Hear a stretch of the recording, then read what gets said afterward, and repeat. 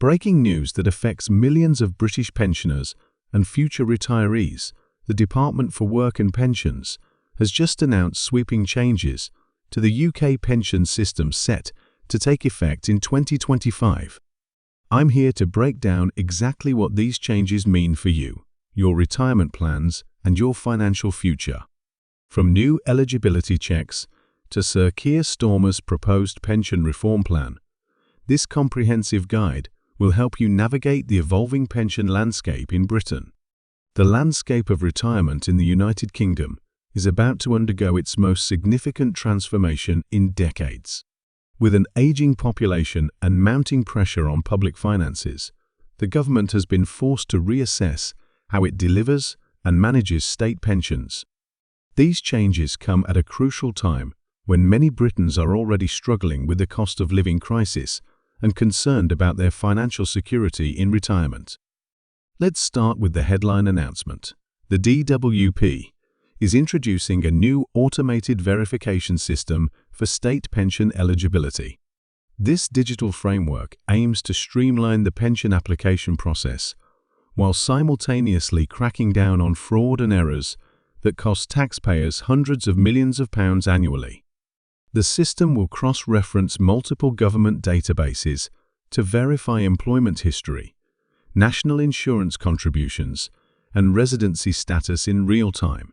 While this may sound like mere administrative change, it has significant implications for both current and future pensioners. Under the new system, pension applicants will need to provide more detailed documentation of their work history and national insurance contributions. The DWP claims this will reduce the processing time for new pension claims from weeks to days, but it also means that any gaps or discrepancies in your national insurance record will be flagged immediately. This is particularly important for those approaching retirement age who may need to address any shortfalls in their contribution history before they can claim their full state pension. Another major change concerns the way pension increases will be calculated. While the triple lock system remains in place for now, the government is introducing new safeguards to ensure its long-term sustainability.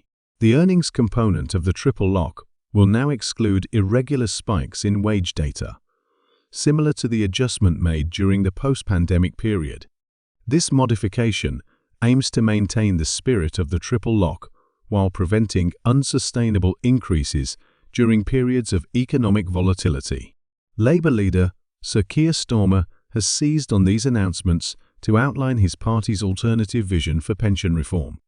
His proposed plan, which he claims would better protect pensioners while ensuring the system's long-term viability, includes several significant departures from the current Conservative approach.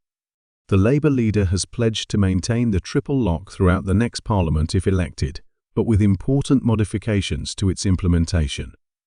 Starmer's plan introduces what he calls a fair contribution framework, a new approach to calculating state pension entitlements that would take into account not just national insurance contributions, but also time spent in unpaid care work, child-rearing, and other forms of social contribution. This could potentially benefit millions of women who have historically lost out on pension rights due to caring responsibilities. The proposal has generated significant debate, with supporters praising its recognition of unpaid work and critics questioning its affordability. The DWP changes also include a significant overhaul of the pension credit system. The current complicated application process will be simplified, with automatic checks for eligibility being introduced. This is particularly important as pension credit remains one of the most underclaimed benefits, with an estimated £1.7 billion going unclaimed each year. The new system will proactively identify potentially eligible pensioners and contact them directly, potentially lifting thousands of elderly people out of poverty. For those currently in work, the changes include new requirements for workplace pension schemes. Employers will need to provide more detailed information about their pension provisions during the hiring process, and annual statements will need to include clearer projections of expected retirement income. This increased transparency aims to help workers make more informed decisions about their retirement planning and identify any potential shortfalls early enough to address them. The government is also introducing new measures to protect pension savings from scams and fraud. This includes mandatory scam warnings before any pension transfers can take place, and stricter regulations on pension cold calling. The DWP will work closely with the pensions regulator and the Financial Conduct Authority to implement these protections, with new penalties for those who breach the rules. One of the most significant aspects of the changes concerns early retirement options. The DWP is introducing more flexibility around early retirement, but with important caveats. While the state pension age remains on track to increase to 67 and eventually 68, new provisions will allow for early access to state pensions in certain circumstances, particularly for those with health conditions or in physically demanding occupations. These early retirement provisions come with strict eligibility criteria and will require medical assessments in most cases. The government argues this balanced approach maintains the integrity of the pension system while recognizing that not everyone can work until the standard state pension age. However, those who choose to take their pension early will face actuarial reductions to their payments to reflect the longer period over which they'll receive benefits. The changes also address the growing concern about pension inequality between different regions of the UK. The government is introducing what it calls regional retirement reviews, regular assessments of how pension policies affect different parts of the country. This acknowledges the significant variations in life expectancy and living costs across Britain and aims to ensure the pension system doesn't inadvertently disadvantage certain areas. For private pension holders, the DWP announcement includes new regulations around pension transfers and consolidation.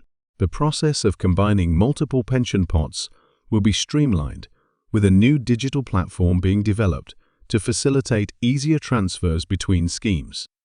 This is particularly relevant given the increasing mobility of the modern workforce, with many people accumulating several different pension pots throughout their careers. The changes also introduce new environmental, social, and governance (ESG) requirements for pension funds. From 2025, all pension schemes will need to report on their climate risk exposure and demonstrate how they're incorporating sustainability considerations into their investment decisions. This reflects growing concern about the impact of climate change on long-term investment returns and responds to increasing demand from pension holders for more sustainable investment options. Starmer's response to these ESG requirements has been to propose even stronger measures. His plan includes mandatory climate risk assessments for all pension investments and a requirement for pension funds to develop clear transition plans aligned with the UK's net zero targets. This has sparked debate about the appropriate balance between environmental considerations and maximising returns for pensioners. The DWP changes also address the growing issue of intergenerational fairness in the pension system. With younger workers facing different economic challenges than previous generations, including higher housing costs and student debt, the government is introducing new measures to help younger people build adequate pension savings. This includes enhanced tax relief on pension contributions for those under 40 and new requirements for employers to provide pension information during recruitment. Another significant element of the changes concerns the treatment of divorced couples' pensions. The current system for pension sharing during divorce proceedings will be simplified, with clearer guidelines for courts and more transparent information for both parties. This is particularly important given the rising number of divorces among older couples and the complexity of dividing pension assets fairly.